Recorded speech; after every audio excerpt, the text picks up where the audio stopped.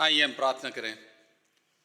सर्वशक्तिमान परमेश्वर, हम इस सुंदर सुबह के लिए धन्यवाद देते हैं, आपके वचन के लिए धन्यवाद देते हैं, आपकी महान प्रेम के लिए हम शुक्र अदा करते हैं। इस समय आपके वचन के लिए धन्यवाद देते हैं। तेरे पवित्र आत्मा के द्वारा हमसे बातचीत कर, हमको सुनने वाले खान दे और जो कुछ सुनते हैं हमारी ज़िंदगी में अमल करने के लिए मदद कर। ये सब प्रभु यीशु मसीह के नाम से मांगते हैं, आमीन। जब हम दुनिया को देखते हैं, खासतौर से इन दिनों के अंदर जब यूक्रेन को देखते हैं, जब लाखों लोग जो रेफ्यूजीज हैं, जो आसपास के देशों में भागते हैं और बहुत कठिन परिस्थिति के द्वारा जाते हैं, बहुत दुख उठाते हैं, बच्चे, माँ जो अभी जन्म दिया है, बुजुर्ग लोग जो चल नहीं पाते हैं, ये सब जो है कि एक पूरे पलटन जो है रेफ्यूजीज आसपास के देशों में जा रहे हैं। कुछ समय के बाद हम अफगानिस्तान में ऐसी तस्वीरों को देखा जहां महिलाओं को गोली मारा गया है और जो बेटियों को भगाया गया है, और वहां पे भी काफी दमन और अधीनता था। यमन और साउथ सुदान में लड़ाई और युद्ध चलती रही, और दुनिया में अगर देखते हैं इतना नफरत और हिंसा, और इस परिस्थिति के बीच में परमेश्वर का दयामय प्रेम उसके संतान को भरोसा देता है। आज का विषय है परमेश्वर का दयामय प्रेम उसकी संतान को भरोसा देता है। हम हमारे रोजे की दिनों के अंदर दूसरी हफ्ता में हैं, और इन दिनों के अंदर हम प्रभु यीशु मसीह की जो मकसद है, जिस कारण की वजह से वो इस दुनिया में आए हैं, उसके ऊपर हम ध्यान देते हैं। प्रभु यीशु मसीह का खास मकसद यही था कि वो इस दुनिया में आए, वो जिए, वो दुख उठाएं, वो मरें और तीसरे दिन जी उठें, ताकि उसी के द्वारा मानव जाति के लिए पापों की क्षमा मिले और अनंत जीवन मिले। और परमेश्वर का दयामय प्रेम हमारे लिए भरोसा देता है, और परमेश्वर की दयामय प्रेम या असीम प्रेम जो है कि जहां पे भी हो हमारे जीवन के सफर में, वो हमेशा हमारे पीछे आता है और हमें खींचता है, आकर्षित करता है। परमेश्वर की करुणा पापियों के प्रति उसके गहरे प्रेम और उनके दर्द के प्रति उसकी संवेदनशीलता में निहित है। और जब प्रभु यीशु मसीह को देखते हैं, जब वो इस दुनिया में थे, हमेशा लोगों को देख के जो दुख उठा रहे थे, जो दर्द उठा रहे थे, उनको देख के तरस खाया, और तरस खाने की वजह से वो अपना हाथ बढ़ाया और उनको चंगाई दिया या उनको मदद किया। आज विशेष रूप से हम लूका की इंजील उसका 7वां अध्याय 36 से 50 तक जो घटना वहां पे घटी है उसके बारे में ध्यान देंगे। परंतु पहले लूका की इंजील में शुरुआत में हम देखते हैं एक सूबेदार प्रभु यीशु मसीह के पास आता और अपनी दास के लिए विनती करता कि जो बीमार था, और ये सूबेदार का बहुत मजबूत विश्वास था।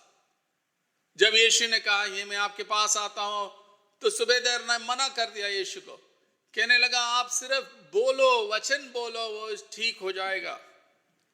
बोलता है कि मेरे पास भी अधिकार है, जब मैं कुछ बोलता हूं लोग करते हैं, आपके पास अधिकार है, आप सिर्फ वचन दो, वो काफी है।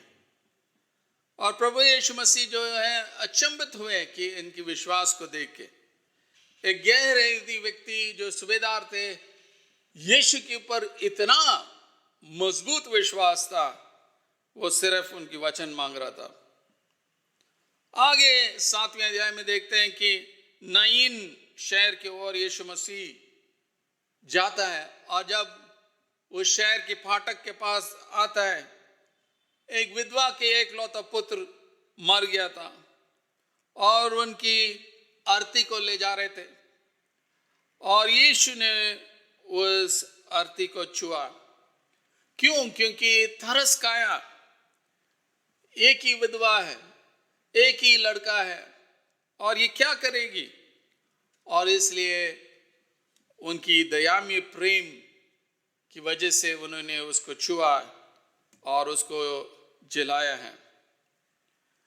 और यीशु मसीह आज भी उनकी प्रेम सबों को प्रकट करता है, व्यक्तिगत रूप से या एक समाज के रूप से या एक देश के रूप में। परमेश्वर के प्रेम हमेशा हमारे सामने है और परमेश्वर के दयामय प्रेम उसकी संतान को भरोसा देता है। तो आइए हम लूका की इंजील 7वां अध्याय 36 से 50 तक जो घटना वहां घटी है उसके बारे में देखते हैं, जहां पे एक वेश्या जो है प्रभु यीशु मसीह के पैरों का अभिषेक करती है। फिर किसी फरीसी ने उससे विनती की कि मेरे साथ भोजन कर। सो वह उस फरीसी के घर में जाकर भोजन करने बैठा। और देखो, उस नगर के एक पापनी स्त्री ये जानकर कि फरीसी के घर में भोजन करने बैठा है, संगमरमर के पात्र में इत्र लाई। सो इस घर के अंदर अगर देखते हैं, आमंत्रित किए हुए लोग भी हैं और बिन बुलाए हुए गए लोग भी हैं। यीशु मसीह का आमंत्रित किया है, परंतु ये पापिन स्त्री जो है बिन बुलाए आई है। और ये जो है कि एक लंबी मेज जिस पर मेहमानों को उनकी रैंक के क्रम के में रखा गया था, और वो आमतौर से जो है कि अपने बाएं हाथ को उस टेबल में रखते थे, बाएं कोहनी को टेबल में लीन करते थे और उनकी पैरों को दूर रखते थे, क्योंकि पश्चिम एशिया में लोग सोचते हैं कि पैर जो है गंदा है, इसलिए उसको पीछे रखना है, क्योंकि इसलिए उनको हमेशा जब पैदल आते हैं उनको पैर धोया जाता है।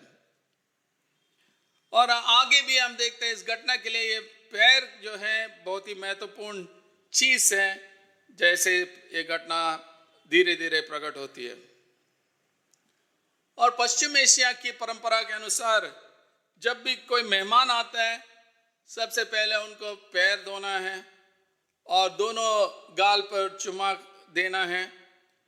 और अगर चुमा नहीं देता है, इसका मतलब कि आप उनसे ज्यादा ऊंचा है, और चुमा देते हैं इसका मतलब आप बराबर हैं और उनको स्वागत करते हैं। और कई बार मेहमानों को तेल से अभिषेक भी किया जाता है। और लूका हमारे लिए बताता है कि यीशु और फरीसी और भी लोग जो है उस जो लंबे टेबल है उसमें आराम कर रहे थे, खाने के लिए रेडी कर रहे थे। और उसी वक्त जो है कि वो पापिनी स्त्री ये जानकर कि ये फरीसी के घर में भोजन करे बैठे हैं, संगमरमर के पात्र से इत्र लाई है। तो हमें बताया गया है कि एक स्त्री जो पापिनी स्त्री है वो इस घर के अंदर प्रवेश किया। और उस जमाने की परंपरा के अनुसार भी जब भी कोई रबी आता है और उनके लिए खाना दिया जाता है कि दरवाजा खुले रखते हैं ताकि लोग आके सुने कि रबी क्या सिखा रहा है जब खाना खा रहा है। तो इस तरीके से दरवाजा खुला है, परंतु ये स्त्री जिसको आमंत्रण नहीं है वो अंदर आ गया है। लूका में बताता ये एक पापनी स्त्री है कि ये शायद व्यभिचार में फंसी हुई है, या ये भी हो सकता है कि ये एक वेश्या है। और लूका की इंजील में हम देखते हैं कि प्रभु यीशु मसीह की प्रेम जो पापियों के लिए खासतौर से है, ये हम बार बार देखते हैं। लूका के सुसमाचार में पापियों का प्रमुख स्थान है, और इस भाग में भी लूका पापियों के लिए यीशु की चिंता को दर्शाता है। तो आगे देखते हैं पापी स्त्री द्वारा यीशु का अभिषेक, 38वां आयत। और उसके पांवों के पास पीछे खड़ी होकर रोती हुई उसके पांवों को आंसुओं से भिगोने और अपने सिर के बालों से पोंछने लगी और उसके पांव बराबर चूमकर उन पर इत्र मला। ये स्त्री जो पापनी स्त्री है, प्रभु यीशु मसीह की पैर के पीछे खड़े होकर रो रही है और रोने के बाद जो है अपनी बालों से प्रभु यीशु मसीह के पैरों को धो रही है। उसके पास कोई कपड़ा नहीं है, उनके पैरों को धोने के लिए कोई तौलिया नहीं है, तो इसलिए अपने बालों को इस्तेमाल करती है। इत्र तो जरूर लाई है अभिषेक करने के लिए, परंतु पैर धोने के लिए जो है उनका कोई सोच विचार नहीं था, इसलिए अपनी बालों को इस्तेमाल करती है। इस स्त्री को ये काम करना और इस घर में प्रवेश करना और ये जो भी कर्म करती है, ये सब बहुत हिम्मत की जरूरत था। इस स्त्री ने जरूर प्रभु यीशु मसीह की शिक्षा के द्वारा सुना होगा कि यीशु मसीह पापियों को प्यार करते हैं, इसलिए शायद वो रो रही है। अगर इसको खबर नहीं मिला पहले, शायद उस आशा के साथ आई है कि मेरा पाप को क्षमा मिलेगा। और लूका जो है कि बहुत ही डिटेल रूप में इस स्त्री को हर एक्शन को वर्णन करता है, हर छोटे छोटे काम को हमारे लिए बताता है और लूका में प्रस्तुत करता उनकी भावनाओं को, काम के साथ उनकी भावनाओं, उनकी इमोशंस को। नम्रता और भक्ति दोनों इसमें प्रकट होती है। इस स्त्री ने शायद सुना होगा कि खुदा की जो प्रेम के बारे में जो पापियों के लिए है, खुदा की मोहब्बत जो पापियों के लिए है, और उस तरीका की पापी जो अपने आप को सोचती है। और हम देखते हैं कि ये जो संगमरमर की जो फ्लास्क लेकर आई है, और एक कमेंटेटर कहते हैं कि ये जो सुगंध खुशबू जो है इस इत्र से आता है, ये एक वैश्या के लिए बहुत ज़रूरी चीज़ था। जब भी वो वैश्य के काम में लगे रहती है, परंतु वो कहता है कि अब वो समाप्त करना चाहती है, इसलिए जो भी उसके पास है वो सब प्रभु यीशु मसीह के पैरों में डालती है। और ये पापी लोग जो है नम्रता के साथ मन फिराते हैं और खुदा के पास आते हैं। और जो भी उसने किया है, पापन स्त्री ने किया है, कि लोग उसको गौर से देख रहे थे, रो रही थी, बाल को खोल के उनके पैर को धो रही थी, चुमा दे रही थी और प्रभु यीशु के पीछे खड़ी थी। और शायद लग रहा है कि हर काम जो उसने किया समय लेकर किया, और जो वहां पे बैठे उनको तो बहुत मुश्किल हो रहा था, ये क्या कर रही है स्त्री। सबके सामने बाल खोल दिया, क्योंकि उनकी परंपरा के अनुसार एक स्त्री का जो बाल खोलना और इस तरह का करना सिर्फ उनके हस्बैंड के साथ कर सकते थे, परंतु ये खुलेआम सभी के साथ सबके सामने ये कर रही है। तो इसलिए स्वधर्मी फरीसी शिमोन की प्रतिक्रिया को हम देखते हैं। Reaction of Simon the self righteous फरीसी, 39वें आयत में लिखा, ये देखकर ये फरीसी जिसने उसे बुलाया था अपने मन में सोचने लगा, यदि ये भविष्यद्वक्ता होता तो जान लेता कि ये जो उसे छू रही है वो कौन और कैसी स्त्री है, क्योंकि वो तो पापिनी है। शिमोन जो फरीसी है उसका बहुत बुरा लग रहा है, बहुत डिस्टर्ब लग रहा है, और अब जो है कि उनकी दिमाग में संदेह आ रहा है कि आप प्रभु यीशु मसीह सच में एक भविष्यद्वक्ता है नहीं। अगर ये भविष्यद्वक्ता है, इसको मालूम होना चाहिए ये कैसे स्त्री है जो आके इनको छू रहे हैं। और ये स्त्री जो यीशु मसीह को छू रहे हैं और चुम्मा दे रही है, वो उनको बहुत बुरा लग रहा है, क्योंकि जब वो स्पर्श करती है, इसका मतलब कि वो जो है कि एक पापी जो है यीशु जो पवित्र है उनको छू रही है और डिफाइल कर रही है। और इसलिए शिमोन जो है वो बहुत ही परेशान है। प्रभु यीशु मसीह को पता था कि क्या हो रहा, शिमोन के मन में क्या हो रहा, तो इसलिए शिमोन से कुछ प्रश्न पूछते हैं। यीशु ने उसके उत्तर में कहा कि हे शिमोन, मुझे तुझसे कुछ कहना है। वो बोला, हे गुरु कह। किसी महाजन का 2 देनदार थे, एक 500 और दूसरा 50 दिनार धारता था। जबकि उनके पास पटाने की कुछ न रहा, तो उसने दोनों को क्षमा कर दिया। सो उनमें से कौन उससे अधिक प्रेम रखेगा? शिमोन ने उत्तर दिया, मेरी समझ में यह वह जिसका उसने अधिक छोड़ दिया। उसने उसे कहा, तूने ठीक विचार किया। प्रभु यीशु मसीह एक छोटा सा कहानी बताते हैं। एक महाजन को जो है 2 देनदार थे, एक 50 और दूसरा 500, और दोनों को उन्होंने माफ कर दिया। और यीशु मसीह उनसे पूछता, कौन ज्यादा जो है खुशी होंगे, धन्यवादित होंगे?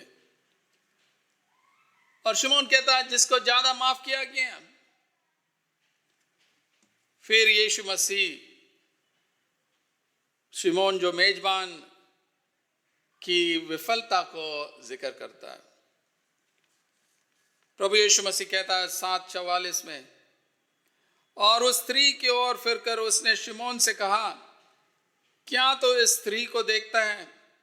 मैं तेरे घर में आया, परंतु तूने मेरे पांव धोने के लिए पानी न दिया, पर इसने मेरे पांव आंसुओं से भिगाया और अपने बालों से पोंछा।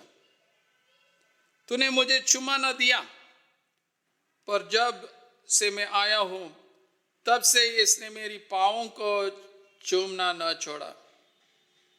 तूने मेरे सिर पर तेल नहीं मला, पर इसने मेरे पांवों पर इत्र मला है। इसलिए मैं तुझसे कहता हूं कि इसके पाप जो बहुत थे क्षमा हुए हैं, क्योंकि इसने बहुत प्रेम किया। पर जिसका थोड़ा क्षमा हुआ है वो थोड़ा प्रेम करता है। यीशु मसीह जो है कि शिमोन को मेहमानवाजी के बारे में बताता है। जब भी उनकी परंपरा के अनुसार जब एक मेहमान आता है कि सबसे पहले काम जो है पैर धोने का काम था। उसके बाद दोनों गाल में जो है चुमा देना था। उसके बाद तेल से अभिषेक करते थे। और यहां पे तीनों काम शिमोन जो फरीसी था उसने नहीं किया। पैर हमेशा गंदा हो जाता था क्योंकि लोग सड़क में दूर से आते थे। और स्त्री ने अपने आंसुओं से प्रभु यीशु मसीह के पैरों को धोया और अपने बालों से उसको साफ किया।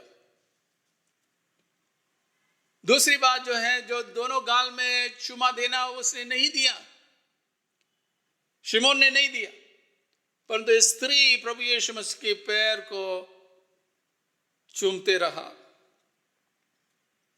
तीसरी चीज जो है अभिषेक करना है। और यहां पे देखते हैं स्त्री ने जो है कि इत्र से प्रभु की पैरों को अभिषेक किया।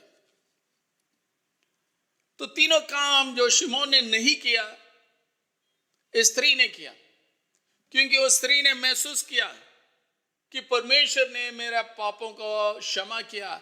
मैं एक वैश्या हूं, मैं कितना बड़ा पाप किया हूं, मुझे क्षमा मिली है। इस खुशी के साथ ये सारे काम यीशु के लिए करती है। तो आगे हम देखते हैं यीशु पापी को क्षमा और शांति प्रदान करता है। और उसने स्त्री से कहा, तेरे पाप क्षमा हुए। तब जो लोग उसके साथ भोजन करते बैठे थे वे अपने अपने मन में सोचने लगे, ये कौन है, ये पापों की भी क्षमा करता है। पर उसने स्त्री से कहा, तेरे विश्वास ने तुझे बचा लिया है, कुशल से चली जाए। तेरे विश्वास ने तुझे बचा लिया है, कुशल से चली जा। यानी यहां पे हम देख रहे हैं कि यीशु इस पापनी स्त्री को क्षमा देता है, शांति प्रदान करता है। यीशु कहता है तेरे पाप क्षमा हुए हैं। जब भी हम प्रभु यीशु मसीह के पास आते हैं और हमारी जो पाप से भरी हुई हृदय को उनके सामने रखते हैं, वो हमें क्षमा करने के लिए हमेशा तैयार है। परंतु हम महसूस करना हम गुनहगार हैं, हम पापी हैं। और इस वेश्या ने, इस स्त्री ने, इस पापनी स्त्री ने महसूस किया कि मैं गुनहगार हूं। और जो भी मेहमानवाजी का काम जो फरीसी करना था, शिमोन ने नहीं किया है। लोग पूछ रहे हैं ये कौन है, किसके पास अधिकार है जो पाप क्षमा करता है। और बार बार ये प्रश्न मरकुस की इंजिल में भी उठता है, ये कौन है? कौन है जो पाप क्षमा कर सकता है? कौन जो तूफान को बंद कर सकता है? कौन जो दुष्टात्मा निकाल सकता है? ये यीशु है जो मसीहा है, जो खुदा है, जो इंसान हुआ है। और इस घटना के द्वारा प्रभु यीशु मसीह दिखाता है कि जिसको ज्यादा माफ किया जाता है उनका प्रेम अधिक होगा। शिमोन सोच रहा है कि मैं तो एक अच्छा आदमी हूं, मुझे इस क्षमा की जरूरत नहीं है। यीशु का कहने का मतलब यह है कि दोनों की परमेश्वर की क्षमा की जरूरत है। इस पापनी स्त्री को भी क्षमा की जरूरत है, अस्वधर्मी शिमोन को भी पापों की क्षमा की जरूरत है। परमेश्वर ने इस स्त्री के जीवन में परिवर्तन शुरू किया। लोग पूछ रहे हैं ये कौन है जो क्षमा कर सकता है? और यीशु मसीह उनको बताते हैं तेरे विश्वास ने तुझे बचा लिया है। परमेश्वर के सामने उसको स्वीकार किया गया है और शांति के साथ वो चली जाती है, क्योंकि उनकी पाप क्षमा हो चुका है। और परमेश्वर की दया में प्रेम जो है सबों के लिए है, सारे पापियों के लिए है। और परमेश्वर चाहता है कि हम सब मन फिराएं, हमारी पापी रास्तों को छोड़ें और उनकी प्रेम को स्वीकार करें। ये पापनी स्त्री जो है उन्होंने पूर्ण रूप से महसूस किया मैं एक वैश्या हूं, मुझे पापों की क्षमा की जरूरत है और यीशु के द्वारा मुझे क्षमा मिलेगा और मेरा जीवन बदल जाएगा। इसलिए वो यीशु के पास आई है और उनके जीवन बदल गया, उनको शांति मिला, अनंत जीवन मिला, पापों की क्षमा मिला और वो शांति के साथ बाहर गई। शिमोन जो फरीसी था, जो स्वधर्मी था, सेल्फ राइटियस था, उन्होंने ये नहीं सोचा कि मुझे मन फिराने की जरूरत है और दूसरों को तुच्छ जानते थे। क्या है, कई बार हम भी ऐसे ही करते हैं कि हम दूसरों को नीचे देखते हैं। अरे वो क्या है, वो क्या जीवन बिताया, मुझे पता है उसके बारे में, वो कैसे आके चर्च में बैठा है।